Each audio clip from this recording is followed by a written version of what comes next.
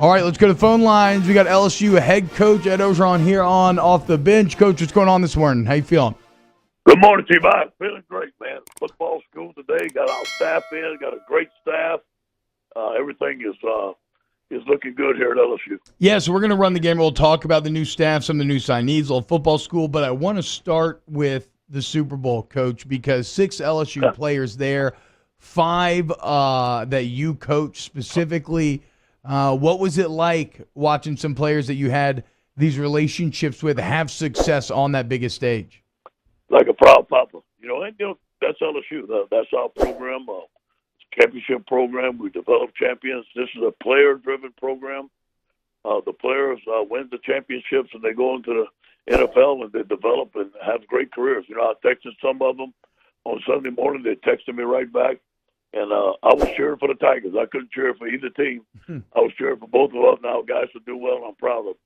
So one guy that really I think controlled the entire game was Devin White, right? If Tom Brady was MVP, Devin White was MVP too. And so just take me back, Coach, because, I mean, he's obviously someone that meant a lot to your beginnings at LSU.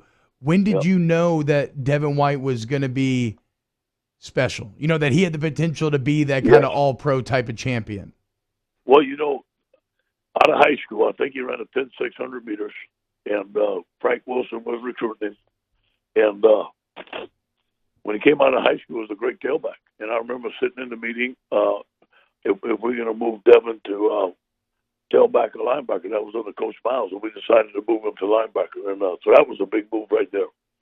But to see him develop, over the years, not only as a great football player, as a great man.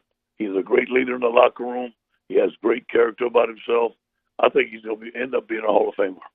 And you talk about that character and that leadership, Coach, and I feel like, I don't know if it's like an urban legend or a story. Maybe you can give us some insight, but I feel like when things were kind of at their lowest, right? There's the Mississippi State game, the Troy game.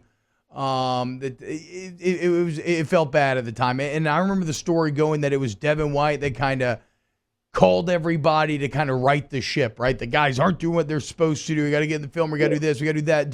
Can you take us back to that moment? Like, what role did Devin White play in turning that team around? Yeah. Well, he had a lot of things to say. He came and talked to me, and some things that he thought that needed to be fixed. And obviously the player has a different set of eyes than the coach, and I listened to him. And there are some things in the coaching staff and stuff that we needed to get better at. We did. And he's some things that the team need to get better at, and he addressed the team just like he addressed the coaching staff. What a tremendous leader. Hey, T-Bob, by the way, happy birthday, big boy. Oh, thank you, Coach. Yeah. 32 years young today. It's kind of crazy. I think I met you when I was like 8 or 9 years old, and you were USC's D-line coach going in to play number 1 Auburn in the country to start the season. We were at the top of Jordan-Hare watching y'all whoop that ass, Coach. It was a good day. That was a good day. Hey, guess what? It's Parker and Cody's birthday today, too, so a lot of good men were born on his birthday. Oh, hell yeah, dude. Okay, well then, look, I was going to save this for the end, but let's just transition right there. You got to be excited, Coach. Cody's starting his season. We got FCS spring football, McNeese in Texas at Tarleton State this weekend. How you feeling? You going to get to go to the game? Oh, yeah, I'm definitely going to be there. I plan on making every game this spring. What a blessing that they can play in the spring. I've been to every one of their scrimmages on Saturday. Frank Wilson is doing a tremendous job with McNeese. He has a bunch of transfers there. I watched him the last 3 weeks. He has this team very well prepared. Tarleton State is a Division II champion. They'll be playing in Stephenville, Texas. I think it's going to be like 20 degrees. It'll be at 6 p.m. at night. So we're going to bring a lot of hot chocolate and long jumps. What's it like watching from the stands when you're so used to kind of being in control? What's that? Where's your head at when you're having to sit back and just watch it as a fan? Yeah, well, now that I'm a fan, I can get out of control. Talking to LSU head coach. I guess so. So you can kind of let yourself go then. You can start cheering, yelling, get a little wild. Oh, yeah, I'm a fan, man. I love it. I cheer for the defense. I cheer for everybody on the field. I love it. Talking to LSU head coach Ed Orgeron, Jim's Firearms.net hotline. Coach, some other news that, I mean, look, it just seems like LSU players were all over the news cycle recently, right? Super Bowl wins. And then how about Alan Faneca getting in the Hall of Fame? Is Kevin Mawae in yet? I think he is. Yeah, for sure. So, you know what? They have a couple of linemen now in the NFL Hall of Fame from LSU. What do you think Alan Faneca and kind of his resume, his legacy means to the purple and gold? Well, it's a big man's game. T-Bob, you saw it. Look at the Kansas City Chiefs. They lost their 2 offensive tackles. Look what happened. Yeah. It all starts with the man in front. And as you know, when you think about LSU football, you think about big, physical, tough linemen. He was one of them. And does that ever have any impact on, like, recruiting or anything? I mean, I know it's a long time ago, but just having a guy in that uniform making it to Canton. Oh, yeah. It'll be sent out today. Derek Podesky in Austin will have a graphic made, and every one of our recruits are going to receive that, I promise you.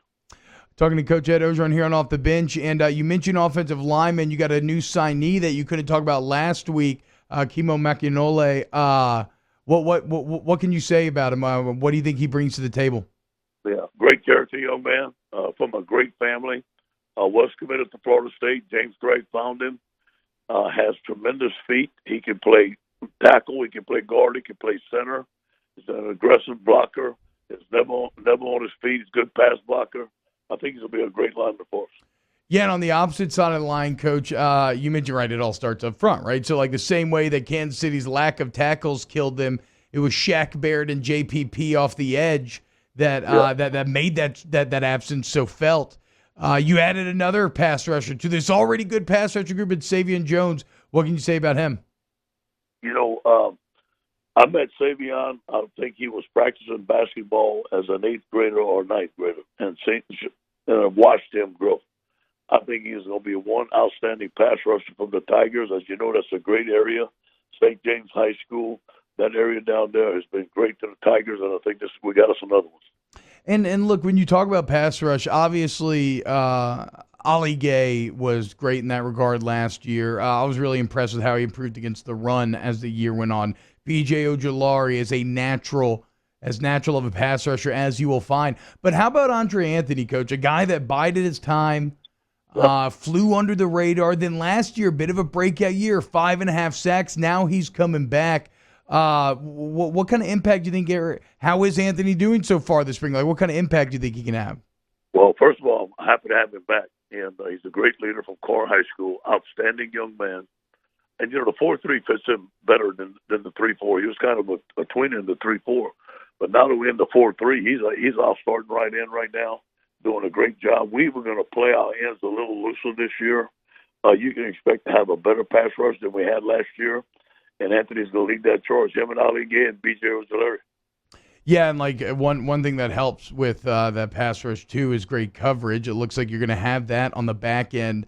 I thought there was a pretty cool anecdote, Coach, from Derek Stingley Sr. talking about how Junior said that Coach Durante Jones called him, and that was something that Bo Pelini didn't do. Even Coach Aranda didn't do back in the day. What have you seen out of Jones? Has he been connecting with these players?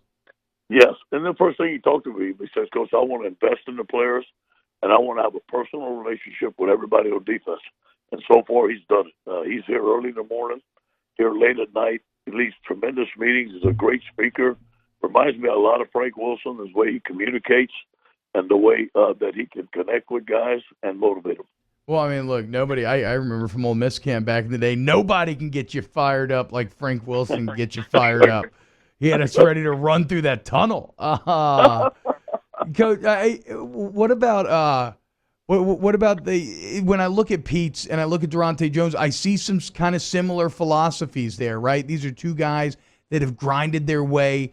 They're now getting their first big opportunities, but what they both said is at the forefront, right, is players over scheme, or like Jake Pete said, it's not about football right now, it's about establishing trust with these players. Right. It seems like y'all valued that in this hiring cycle. How did you kind of arrive there to start to place that importance on those player relationships? Well, I said in all the meetings for the last couple of years, and I thought that we had to have a better personal relationship with our players. Although, look, the last staff, they were 15-0. They won a championship. We had some great teams. But I think now that when you go for the spread offense of defending the spread, The younger guys know how to do it. And the younger guys obviously are going to relate better to their players because they're closer to their age. So I think those guys bring us a lot of knowledge, but they're also willing to work. And the thing I like about it is both of them is their first time they're a coordinator. They're very hungry and eager to prove themselves. I mean, we talked about on this show, like, it's just natural human instinct. You're going to work harder for the people that take a leap of faith on you. And I think that's what y'all have done here. Okay, last one, Coach. What's on the docket for football school today? Well, we still try to get our stuff down. The thing I like about these coaches, we're not in a hurry to put a lot of stuff in. The things that we're doing are very basic right now, but we're just getting the basic fundamentals down to make sure that we're doing it right. Huge thank you to LSU head coach Ed Orgeron. Thank you for the birthday wishes, Coach, waking up with us every Tuesday at 7:30. Have fun at football school and enjoy this weekend. Go Cowboys. Hope they go over there and whoop Tarleton State's ass. Thank you, T-Bob. Go Tigers. Yes, sir. You have a great day, Coach. It's LSU head coach Ed Orgeron talking about the coordinators, the players. And I think this is a team that's set up for a major comeback next year. We'll see, though, and we'll close out hour number 1 next here on Off-season.